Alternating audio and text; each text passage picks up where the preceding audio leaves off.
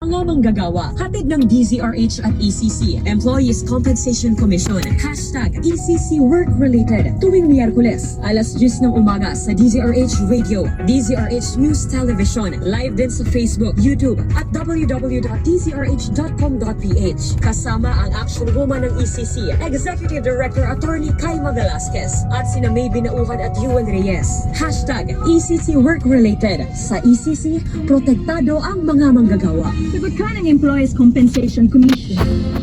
Sa nalalapit na 2025 midterm elections, haharap sa publiko ang mga kandidato na sasagot sa mga tanong ukol sa mga isyong napapanahon.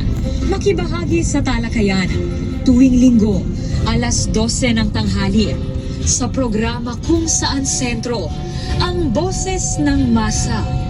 Bakit ikaw? The Town Hall Election Series. Magbago man ang panahon, doon kami sa gawang Peerless, champion. Mula sa baretang pangmatagalan, purong powder. Hanggang sa mapulang liquid detergent. Kaya sa labahan, champion! Tapat ng